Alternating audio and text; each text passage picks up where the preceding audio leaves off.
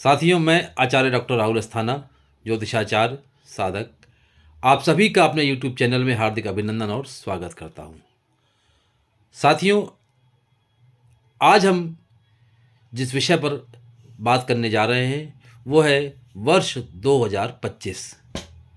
वर्ष 2025 हम सबके लिए क्या संभावनाएं लेकर के आ रहा है, कौन सी उपलब्धियां हमें हासिल होंगी और पूरी दुनिया पर इस वर्ष 2025 में क्या प्रभाव पड़ेगा, आइए हम इस पर चर्चा करते हैं।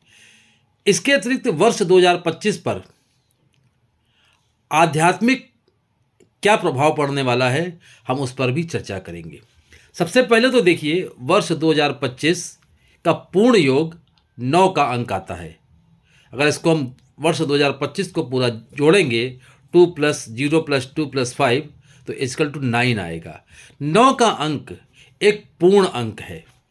अंकों में 9 के अंक को और तत्वों में परम तत्व अर्थात परमात्मा को ही पूर्ण माना गया है।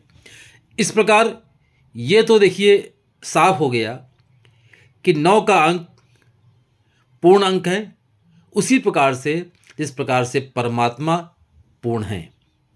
9 का अंक परम तत्व का पर्याय है और ये आध्यात्मिकता का प्रतिनिधित्व करता है। इसलिए मेरे अनुसार, मेरा अपना ऐसा मानना है कि वर्ष 2025 अंक ज्योतिष के अनुसार एक आध्यात्मिक वर्ष होने वाला है। इस वर्ष पूरी दुनिया में आध्यात्म और धर्म बढ़ेगा। लोगों के अंदर आध्यात्मिकता और धार्मिकता अधिक बढ़ेगी, पूजा पाठ अलग बढ़ेगी। अब इसका एक और उदाहरण हम आपको देते हैं। माँ राजराजेश्वरी जगत जननी माँ ललिता त्रिपुर सुंदरी के जो ग्रंथ है त्रिपुरोपनिषद, उसमें मिलता है। कैसे मिलता है? उपनिषद के पहले मंत्र में निर्दिष्ट 3 पुरियों अर्थात त्रिपुर सुंदरी, त्रिपुर का अर्थ होता है 3 पुरी, 3 लोक, इसकी स्वामिनी माँ त्रिपुर सुंदरी हैं। उन त्रिपुर सुंदरी ने 9 योनियों अर्थात 9 देवियों को उद्भाषित किया है। शास्त्र में 9 शक्तियों का उल्लेख भी आया है। किस प्रकार से? कहते हैं ब्रह्म की 3 शक्तियां, शांता, अंबिका और पराशक्ति। और लौकिक रूप से 3 शक्तियां हैं, इच्छा शक्ति, ज्ञान शक्ति और क्रिया शक्ति। इसी प्रकार 3 देव ब्रह्मा, विष्णु और रुद्र, उनकी 3 शक्तियां हैं, वामा, ज्येष्ठा और रौद्री। इस प्रकार से कुल 9 शक्तियां हैं जिनसे इस संपूर्ण ब्रह्मांड में सृजन हुआ और संपूर्ण ब्रह्मांड जिन 9 शक्तियों से चल रहा है वो ये 9 शक्तियां हैं। ग्रह भी 9 हैं, आकाश में 9 ग्रह हैं। उन्हीं 9 ग्रहों का प्रभाव इस संपूर्ण दुनिया पर पड़ रहा है। यानी कि अगर देखें तो 9 का अंक 9 शक्तियों, 9 ग्रहों, 9 योनियों, 9 योगिनियों, 9 भद्र आदि को प्रतिनिधित्व कर रहा है। अब हम दूसरी बात करें तो 9 के अंक की का जो उदाहरण है, कि इसकी पूर्णता का जो उदाहरण है, वो हमें श्री यंत्र से भी मिलता है। श्री यंत्र को यंत्रों का यंत्र कहा जाता है, यंत्र राज कहा जाता है। श्री यंत्र में 9 त्रिभुज होते हैं जो एक दूसरे को काटते हैं और एक केंद्रीय बिंदु को घेर लेते हैं। कहते हैं श्री यंत्र में 4 त्रिभुज ऊपर की ओर और 5 त्रिभुज नीचे की ओर होते हैं। 4 त्रिभुज शिव का प्रतीक हैं और नीचे के जो 5 त्रिभुज हैं वो शक्ति का प्रतीक हैं। इस प्रकार से श्री यंत्र शिव और शक्ति का प्रतीक है। श्री यंत्र अर्थात 9 त्रिभुजों से बना हुआ श्रीयंत्र। तो 9 का अंक श्रीयंत्र से भी रिलेटेड है, इसीलिए श्रीयंत्र को यंत्रों का राजा कहा जा सकता है और 9 के अंक को भी अंकों का राजा कहा जाता है। साथियों, इसी कारण से वर्ष 2025 एक आध्यात्मिक वर्ष होगा और इसमें धर्म और आध्यात्म को बढ़ावा मिलेगा।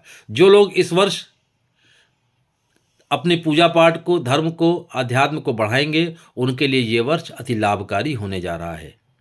और जो नास्तिक लोग हैं, जो धर्म को नहीं मानते, जो अध्यात्म को नहीं मानते, जो पूजा पाठ को नहीं मानते, उनके लिए कहीं ना कहीं ये वर्ष कुछ मुश्किलों वाला हो सकता है। इसलिए ये वर्ष चूँकि आध्यात्मिक वर्ष है, इसलिए इस वर्ष में अपने आध्यात्म को आप बढ़ाइए। अब हम बात करेंगे मूलांक 1 से लेकर के और 9 तक की। जिन लोगों का मूलांक 1, 2, 3 और 9 है, जिनका मूलांक 1, 2, 3 और 9, मूलांक का अर्थ होता है आपकी जन्म की डेट, जन्म की तारीख। जैसे मान लीजिए किसी के जन्म की तारीख 1 है तो उसका मूलांक 1 है, किसी का 2 है तो उसका 2 है, जिसका 3 है उसका 3 है। लेकिन अगर किसी का मान लीजिए 10 तारीख है तो 1 + 0 1 मूलांक कहलाएगा। किसी की 11 है तो 1 + 1 मिला के 2 हो जाएगा। किसी की 20 है तो 2 + 0। अगर 2 अंक हैं तो उसको आपस में जोड़ देंगे, अगर सिंगल डिजिट है तो वो वही रहेगी। इस प्रकार 1, 2, 3 और 9 मूलांक वालों को इस वर्ष हनुमान जी की पूजा अवश्य करनी चाहिए और प्रत्येक बुधवार को गाय को हरी वस्तु खिलाएं। 1, 2, 3 और 9 अंक वाले अगर उनके घर में श्रीयंत्र स्थापित ना हो तो श्रीयंत्र को अवश्य स्थापित कर लें। आप देखिए उनके जितने भी काम रुके हुए हैं वो सब पूर्ण हो जाएंगे। विवाह जिनका रुका हुआ है उनके विवाह भी होंगे, घर में मांगलिक कार्य होंगे, नौकरी इत्यादि से लाभ मिलेगा, मकान प्रॉपर्टी से लाभ मिलेगा। जिनका मूलांक 4 और 8 है, यानी राहु और शनि वाले, उन्हें नित्य बजरंग बाण का पाठ करना चाहिए, क्योंकि राहु और शनि मूलांक वालों के लिए ये वर्ष चूँकि मंगल का वर्ष है, 9 का अंक मंगल का अंक होता है, ये मंगल का वर्ष है। इस वर्ष के अगर राजा देखें तो मंगल हैं, तो 4 और 8, 4 अर्थात राहु, 8 अर्थात शनि, राहु और शनि के लिए मंगल थोड़ा सा समस्या कारक हो सकते हैं। इसलिए बजरंग बाण का पाठ करें और नित्य जल में दूध डाल करके, कच्चा दूध डाल करके स्नान करें और नित्य श्री सूक्त का पाठ करें। इससे उनको लाभ होगा, उनके रुके हुए कार्य पूर्ण होंगे और घर में मांगलिक कार्य होंगे, प्रॉपर्टी संबंधी लाभ मिलेगा।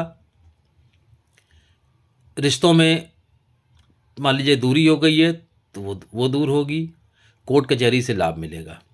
मूलांक 5 और 6 अर्थात बुध और शुक्र वाले लोग, उन्हें नित्य शिवलिंग पर दूध चढ़ाना है, क्योंकि उनका चंद्रमा थोड़ा सा इस वर्ष कमज़ोर रहेगा। और चूंकि वर्ष 2025 में 2 का अंक 2 बार आया है, अर्थात चंद्रमा का भी वर्ष है, बुध का भी है और मुख्य रूप से ये मंगल का वर्ष है। मंगल इस वर्ष के मुख्य ग्रह हैं, चंद्रमा और बुध सहायक ग्रह हैं। तो मूलांक 5 और 6 वालों को नित्य शिवलिंग पर दूध चढ़ाना चाहिए और रुद्राष्टकम का पाठ करना चाहिए। साथ ही शुक्रवार को लक्ष्मी जी को गुलाब की माला चढ़ाएं। हो सके तो ये 5 और 6 वाले भी श्रीयंत्र को अपने घर में स्थापित कर लें। अब बचे मूलांक 7 वाले। मूलांक 7 केतु का अंक है। कहते हैं कुजवत केतु, अर्थात केतु का कार्य मंगल के समान होता है। तो मंगल इस वर्ष का राजा है, पूर्ण अंक है। 7 एक आध्यात्मिक अंक है, क्योंकि आध्यात्मिक वर्ष में आध्यात्मिक अंक का मिलन होगा, इसलिए मूलांक 7 वालों को भी अपने आध्यात्म को बढ़ाना चाहिए और प्रत्येक सोमवार शिवलिंग पर कपूर से आरती करनी चाहिए और नरसिंह भगवान के दर्शन उनके लिए अति लाभकारी होंगे। साथ ही यदि 7 के अंक वाले और 4 के अंक वाले यदि नित्य ध्यान करते हैं तो ऐसे लोगों को उस ध्यान से काफ़ी लाभ मिलेगा। साथियों, इस प्रकार जो वर्ष 2025 है वो हमारे लिए अनेक प्रकार की आध्यात्मिक संभावनाओं को लेकर के आ रहा है। आध्यात्म मजबूत होगा और अपने अपने तरीके से इस वर्ष आध्यात्म की तरफ जाएं, अध्यात्म की ओर बढ़ें, आपको अति लाभ होगा। बहुत बहुत धन्यवाद, बहुत बहुत साधुवाद।